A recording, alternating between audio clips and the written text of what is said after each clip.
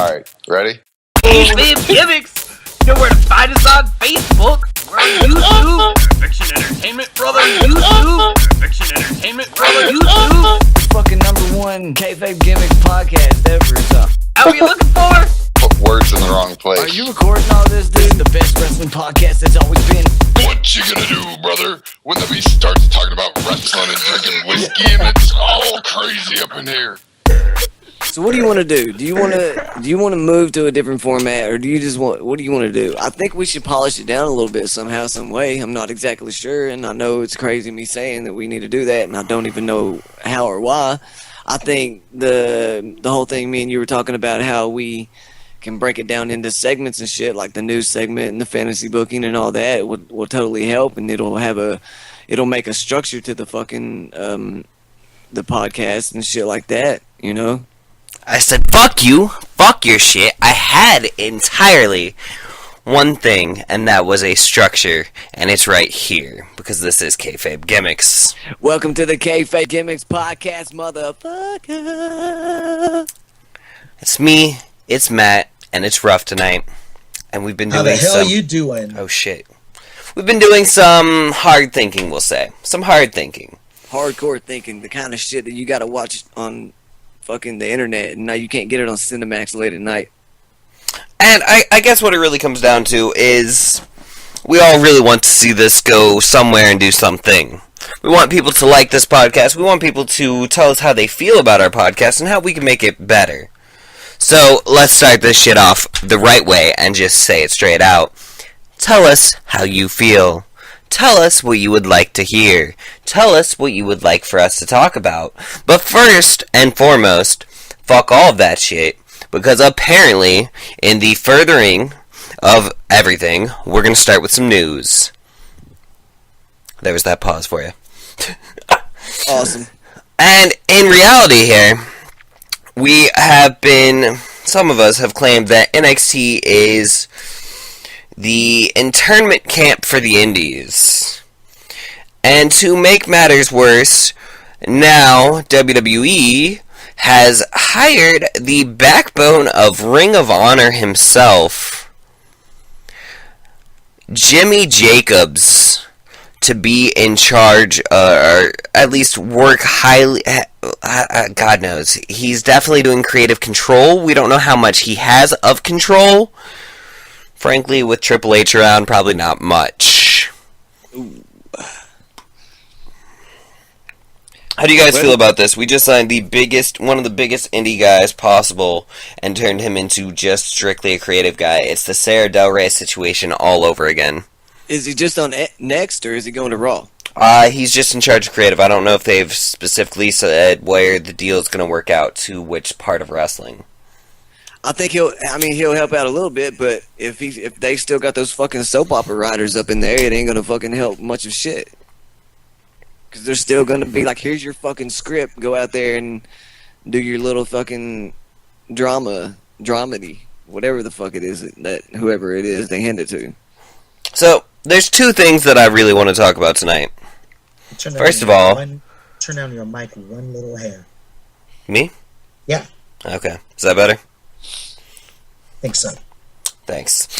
Anyways, after that interruption, the first thing I want to talk about is Raw. I'm done. Anyways, so two things happen, really. Two things really happen, and two things are going on right now. Ruff's got a piece. We're going to talk about some diva action a little bit, some heel turns.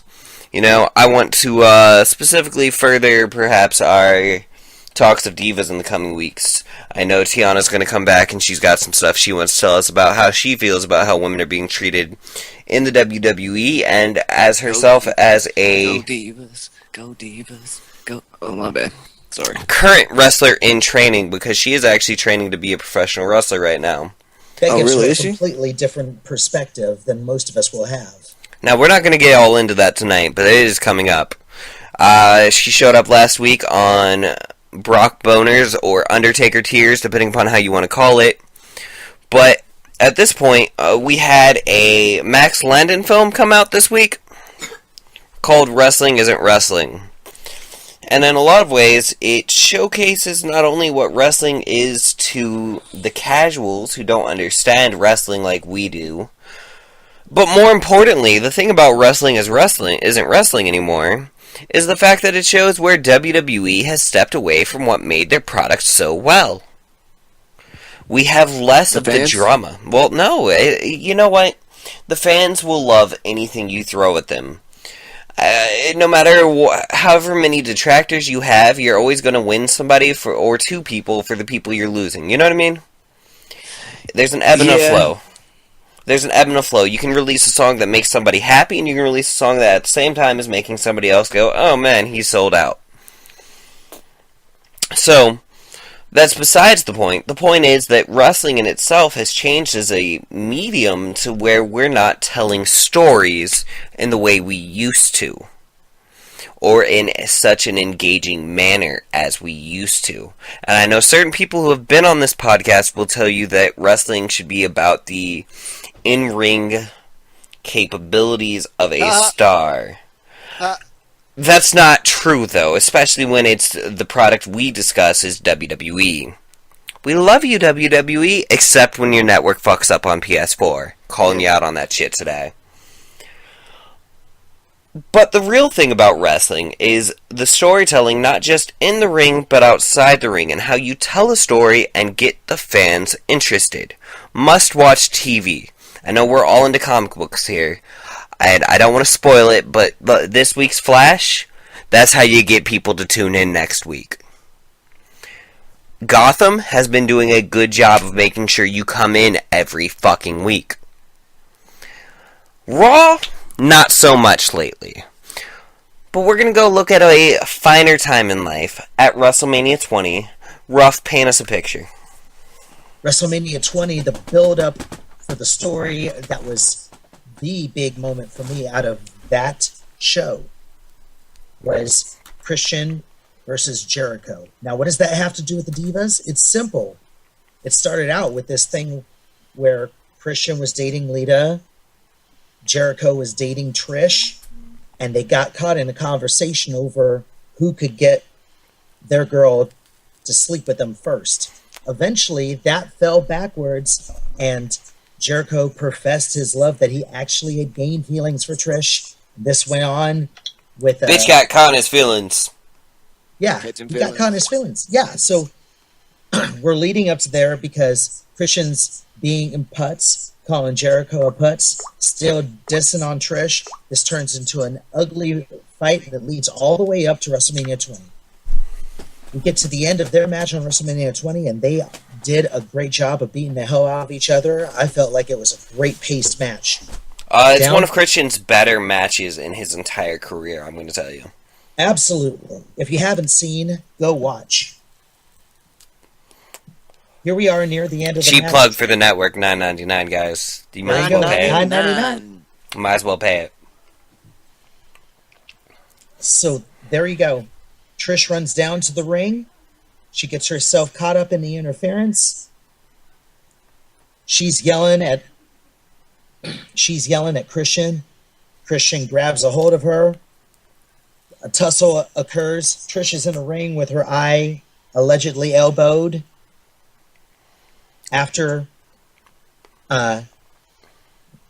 Jericho saves his woman, he goes over to the corner to check on her, and she elbows him in the eye, and it turns into a roll for Christian for the win. So Christian's out of the ring. He's trying to make it up to Trish. They're both kind of upset about the loss. Christian comes back onto the side of the rope, and this is where the moment happens. He's yelling at Jericho. Jericho's yelling at him, ignoring Trish. Trish turns around, gives him this slap in the face. And this is about what sells wrestling to me. Because if you want stories, you couldn't hear a single bit of audio that went on. But when she did it, I think it was Lawler who said she went from Trish the Dish to Trish the Witch. And he didn't mean witch, but it was that kind of television at the time. The bitch. The bitch. And you can see it in her posture, in her body language, in everything about how she carried herself. That in a snap, she absolutely went from being the person you sympathized with, that your heartstrings were pulled by, into the nastiest bitch that you ever saw walking, and you hated her immediately. That match stole WrestleMania 20. That's like my big moment of that. But now what we're discussing here, in reality, is storytelling at its finest. And, you know, Mania's been good for that a lot over the years. You want to talk about must-watch TV? WrestleMania 23. Edge and Mick Foley stole the fucking show. Again, let's really discuss this here. We're talking about one of the only pay-per-views where fucking Mick Foley came back, and he was probably past his prime, but that did not mean anything. I admit it, I'm a Mick Foley mark, but the whole Lita and Edge saying that they were better than Mick Foley, Hardcore had died, all of the crap that happened, and as soon as the match starts, you know shit's gonna hit the fucking fan. And Mick Foley, once again, drives Edge to being truly hardcore. From the moment he first gets speared, and you see Edge on the ground going, what the fuck just happened? This backfired on me. Mick Foley rips open his shirt, and you find out he wrapped himself in fucking barbed wire. All the way to the very end of the match, when they go through a flaming table, and fucking Edge wins. But you know what? The look of horror on his face, as he's standing at the top of the ring, will always sell that to me. And from there, you twisted it into a story about how Edge and Mick Foley were going against the originals. And that's good storytelling. Matt, talk to us. What's some of your favorite storytelling? Specifically something that happened around WrestleMania. Around WrestleMania? I don't think I have really any favorite storytellings around WrestleMania. Maybe some background stuff like with the whole Rock and Austin thing, but I don't think I have anything that's really crazy, great storytelling around WrestleMania in my mind. I've always been more of a WCW guy, you know what I'm saying? So, they had Starrcade. yeah, they had Starrcade. But you know what? The whole Hogan and Rock feud, that was interesting because you had Hogan come back with the NWO, and, you know, they came out there. Of course, they were supposed to be heels, but, man, everybody was loving it. They was trying to shoot the heel promo. It didn't matter. It was Hogan and the NWO coming home. Well, not coming home, but coming back. And everybody loved it. And you had Hogan out there one night, and who else but The Rock comes out. Like, yo, me and you, Mania. Everybody was going crazy for it, right? And just the way they sold it. You know, Hogan with that slow head turn, looking at the fans and looking back at The Rock. And they take it to Mania, and they come out there, and of course Hogan's supposed to be the bad guy. That's the way it was planned. That's the way it was supposed to go. You know, The Rock was supposed to go over. And what you do when you got that whole audience just rolling with Hogan, turning on The Rock, the eyebrow-raising, pie-eating, trailblazing. That man's just a goddamn jabroni. Anyways, the way the crowd turned and everything, and the way they told that story in the ring, they had to think on their feet. The storytelling in the ring in that match was good because it was supposed to be Hogan was supposed to be the bad guy, scraping the back and poking the eyes and all that. But the way he switched it up was like, yo, you know what? We had a match and you were good. You know, you beat me fair and square. Shake hands. To where both of them walked out of there baby faces. You know, it didn't turn The Rock heel. It didn't keep Hogan heel. He came back babyface. The Rock stayed babyface. The storytelling and psychology in that match was good. That's my story, and I'm sticking to it because Stone Cold said so, and that's the bottom line because I'm Miss Foley's baby boy, and You're a damn jabroni too. fuck. You ran out, man. You were losing steam. You know, continuing this thought process, let's look at Mania this year right now. And I think you're saying something very similar. We were really trying to push Roman Reigns after the crowd backlash at the Royal Rumble. And we were talking about this every fucking week. And, you know, it's funny because they were doing a successful job of making Reigns look tough. SmackDown spoilers, if you listened to this before SmackDown, highly unlikely. Whatever. The point remains, we're still kind of pushing Reigns right now and making him look strong in the ring, but, you know, fuck it. At this point, the story is really becoming this twisted screwjob storyline about what's going to happen with Brock Lesnar. That's what WWE's focusing on. And, you know, that's the twist and bait of this whole situation right now. I don't feel like there is any real drama in this situation. Brock Lesnar's definitely going to resign. He's definitely going to retain. And your best bet for a strong build...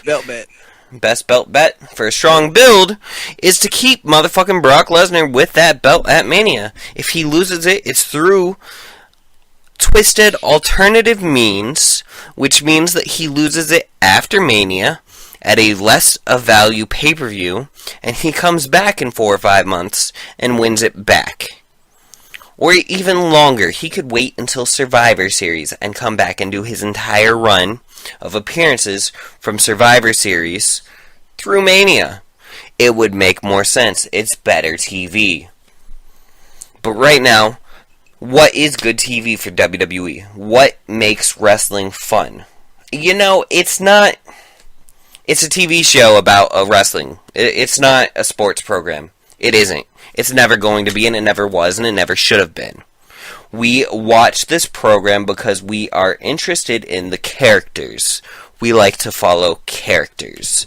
When we lose sight of that, that's when we run into trouble, like this whole Cody Rhodes thing. Oh yeah, he's part of the Intercontinental match. But you know, the problem with this, I mean, if you really look at Cody Rhodes versus Goldust, most people don't care. I know it's a dream match for certain people, the smart crowd, and more importantly, it's a dream match for them. Sure, that's what they want to do, man. They're brothers. That's their history. They want to show that off. They think that is must-watch TV. But sadly, not everyone agrees. And the thing is, that match could take a spot on Mania in an otherwise shitty match that nobody will care about. But if they have that match, you know, people will care about it. And it'll be a good match to watch regardless. You know what people care about right now more than anything? And, you know, I don't blame them. Miz versus Mizdow. Miz versus Mizdow. Yeah, people do care about that. That is a must-watch match for a lot of people. They're going to be like, man, I can't wait to see Mizdow finally come back and do something. And it's been a slow burn, too. And it's going to be such a slow burn that it doesn't even look like it's going to happen at Mania right now. They're going to wait till Extreme Rules or something for it. Which is fine. It's fine. You know, I like the fact that it's such a slow burn. It works for me. I mean, there's still a chance. Because I think everybody freaked out about Daniel Bryan. Like, I think he should have had that slow burn, and it shouldn't have been everybody freaking out on the internet and WWE switching shit up. He should have had that slow burn and let him build character. I mean, seriously, and I mean, I'm not going to say I don't like a fast burn. Look at Alberto Del Rio. Brilliant heel, and he came in right off the bat as a #1 contender for the world. You know what I mean? Yeah. He came in and they gave him something that would be considered top billing. And you know what? Sometimes you need to. Guys like MVP should have actually had top billing.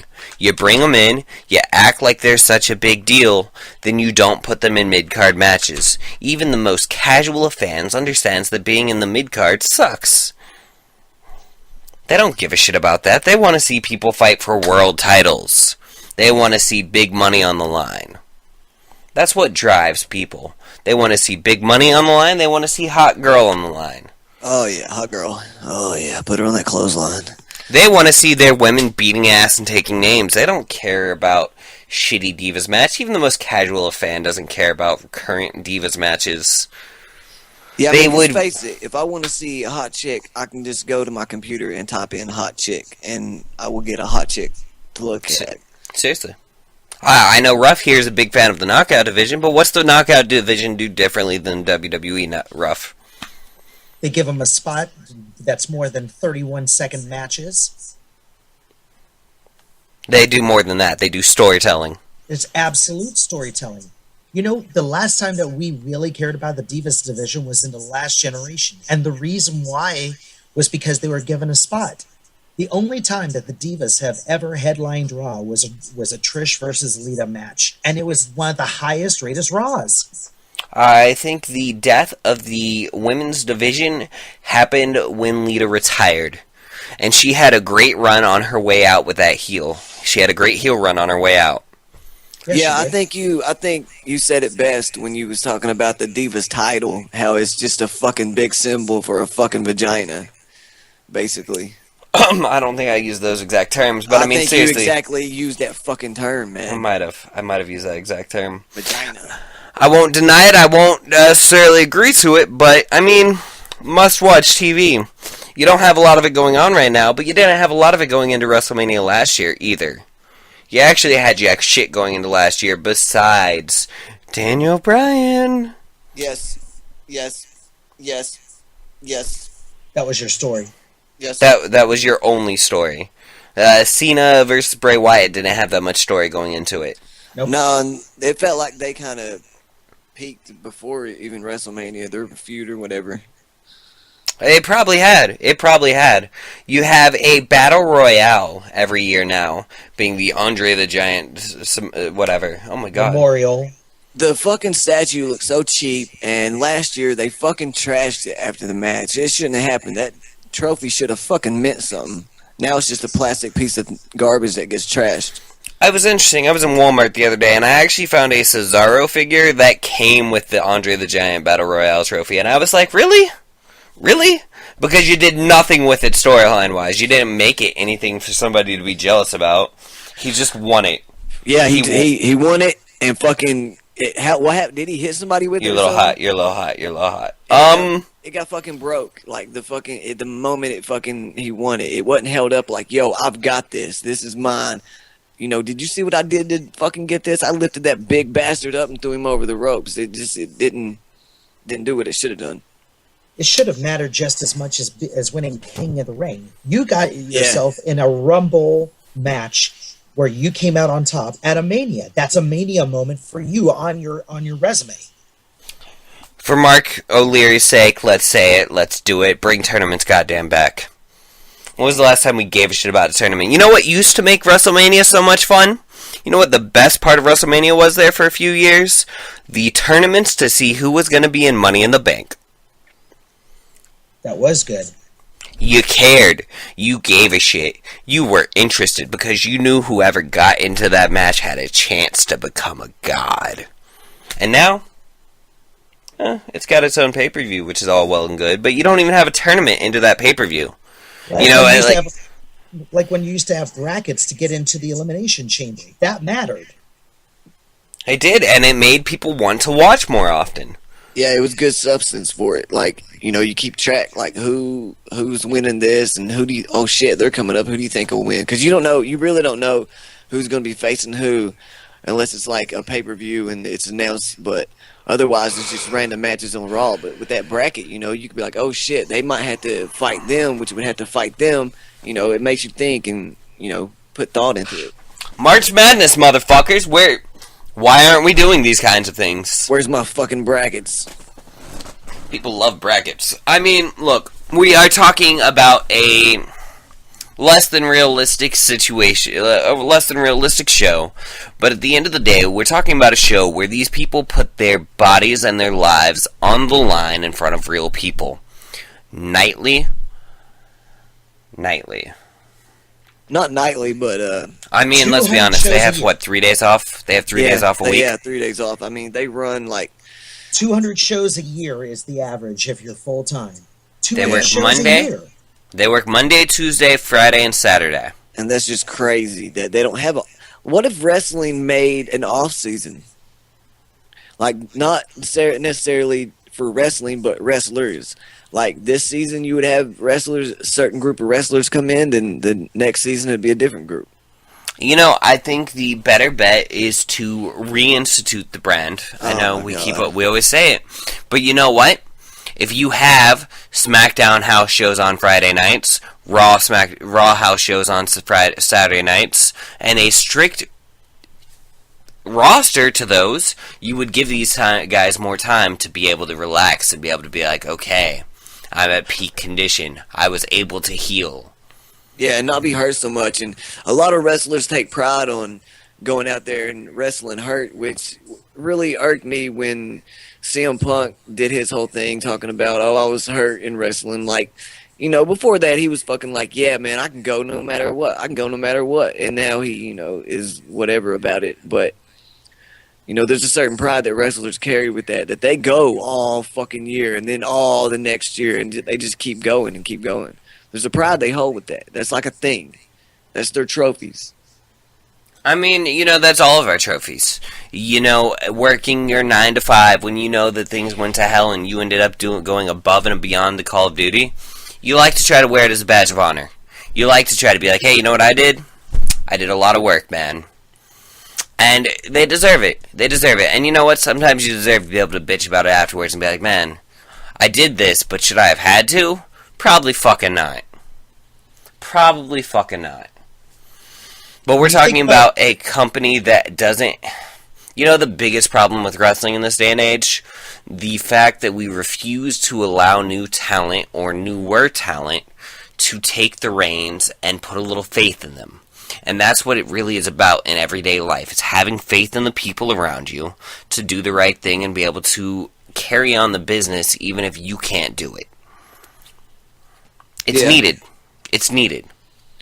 Which feels like they never do because they always turn to John Cena. Which recently it kind of feels like that they aren't doing that now. You know, they're putting it on Reigns. They're actually fucking rolling with the new dude. I was feeling that way, and then these Lesnar-Heyman promos started, which I brought up earlier, and it's good TV, but it's weird on this whole concept of, man, Reigns is going to win. We're going to build Reigns up. We're pushing Reigns, and then Reigns has really fallen backwater to both Heyman and Randy Orton's comeback. Well, I mean, put him up against Paul Heyman, and, you know, Paul Heyman is a beast on that mic. Like, he is, there's a reason why he's legendary and is who he is, man.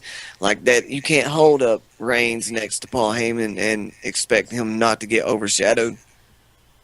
Oh, Cena can't even cut a promo the way that Paul Heyman can. Yeah. And I'm a John Cena fan. I'm a John Cena fan, but nobody on the mic can deliver what a Paul Heyman does. So good luck with anybody having to stand up if you've got Paul Heyman in the other corner. Yeah, well, I don't know. Ric Flair in his heyday, man, he fucking cut a promo to blow your mind. Blow your mind. You know, a lot of the Ric Flair things is the fact that he was, we're not going to say intoxicated, but we will say that he was loose-lipped. There's a better word for what I'm looking for, but the problem is when you put a man like Ric Flair up on that mic and you allow him to talk, you can't control what he says, and in a PG era, you need to be able to keep things under check in a certain rap. It sure does on a whole bunch of different levels, because I'm telling you, listen up, slap nuts.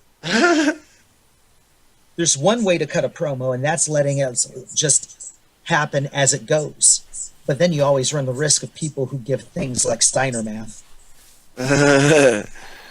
Or Ultimate Warrior turning into Batman.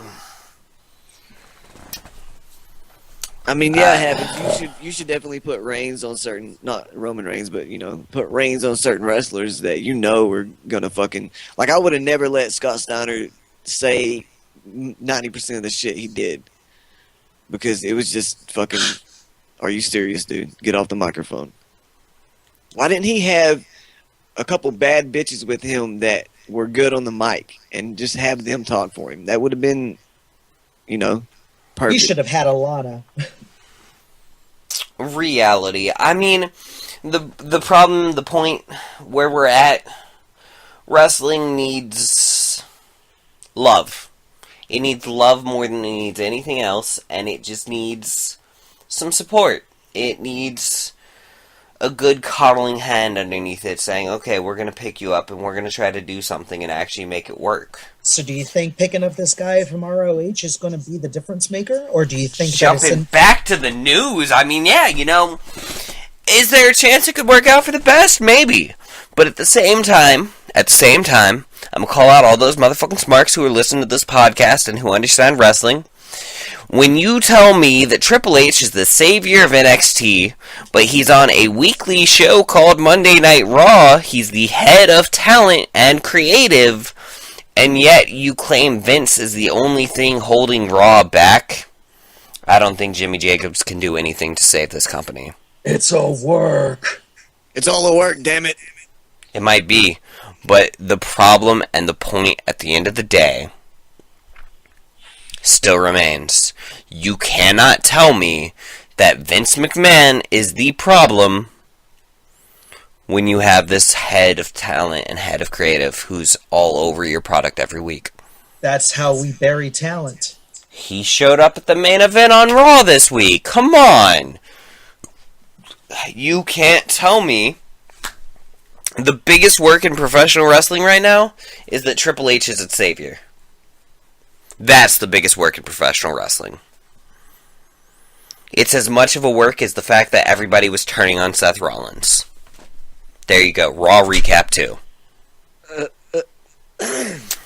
But I want to end this. We can't run it forever. Let's talk about something real quick, though. Let's talk about something. Mania's gonna happen. Definitely. Every Matt, year. do you know anybody who's in NXT right now? No, I don't. I don't think I know anybody. Isn't Steen? He goes by a different name though, don't he? Steamboat? No, Richie Steen. Ricky. No, not Ricky. Kevin Steen, yeah, Kevin Kevin Steen's Steen. in there right now as Kevin Owens. Yeah. He recently suffered an injury, though. Let's say he hadn't. Let's say Kevin Steen had not suffered an injury. He's okay right now. Do you want to introduce him right after Mania? Would you introduce him right after Mania? How would you introduce him right after Mania? Dream booking. I think it would be. I think it would be the perfect time. After Mania is like the new start, so I would introduce him. And here's my issue with debuts that they do now is that when you come out, they automatically put you out there like you're a fucking big star. They shouldn't do that. They should just have, start Raw off with just wrestlers coming out, and just when he's coming out to his music, just mention it that, hey, here's this dude's debut. Don't put that big spotlight on him like they did with everybody, like they did with Ryback, for example. Here comes Ryback. Fucking he's blah, blah, blah with all these video packages. Just fucking have these dudes come out, wrestle matches every week. And eventually, when you see people catching on to them, make it up to the wrestlers to fucking really be able to grab that brass ring. Have him come out there, wrestle, do his little thing, and he starts to get over. Then fucking, push him. Then push him. Yeah, because it was a good build. It was a healthy build that John Cena had.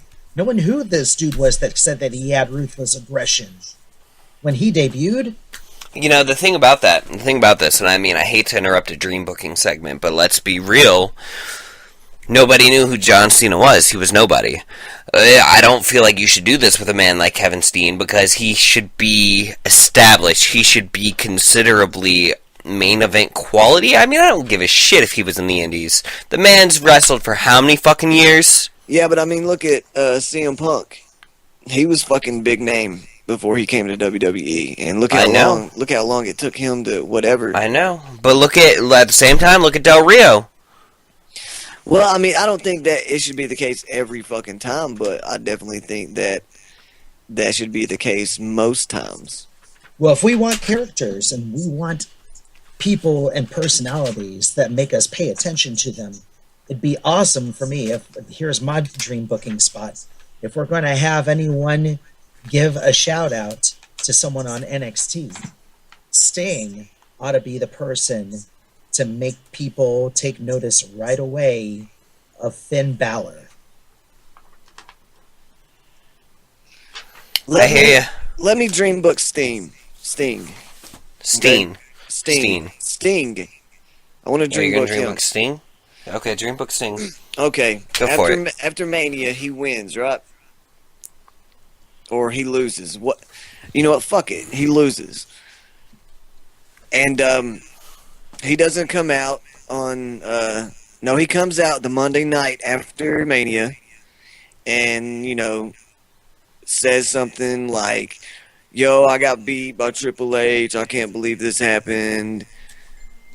I'm such a disappointment. Blah blah blah. I should have done better for my fans." Leaves. Doesn't show back up until around what's first? Survivor Series or it's SummerSlam, right? Which one comes first? SummerSlam. Okay, he comes out before SummerSlam and attacks Triple H. Says, "Hey, I'm back," because you got to have him at the big ones. Says, "Hey, I'm back. Last time was whatever. You beat me, cool. But you know what? It's time this time." Comes back, SummerSlam, beats him. Oh yeah. Oh yeah. Then Steen comes out like, "Yo, I want to make my name here in the WWE, and I'm going to do that by putting my boot up your ass, Sting." So Survivor Series, Sting versus Steen. I love the enunciation here going Yes, on. baby. And, of course, Sting puts over the new dude. And then it's time for the Undertaker-Sting match at the next Mania. Bam. Boom. We're gonna call that a wrap, guys. This has been Kayfabe Gimmicks. I'm Snoova. I'm Rough Lee. I'm the Unclean Spitter, a.k.a. LIL. You can follow me on Twitter at RealSnoova. Look Hit for me up. Real Rough Lee. All one word on Twitter. Hit me up on Twitter, Unclean Spitter, and hit me up on Instagram, Unclean Spitter, and you can find me on Facebook, Unclean Spitter, baby. Cheap plugs. They're Yeah. plugging their music. Remember, guys, as I started this podcast and I'm going to end this podcast, I just want two things from you, really. Show us to your friends. Don't be ashamed. And maybe more importantly, just tell us what you're looking for, man. If you want us to change things, if you want us to work on things, because we're constantly trying to rework this and make this happen in a good way. That's all. Thank you. Remember, like,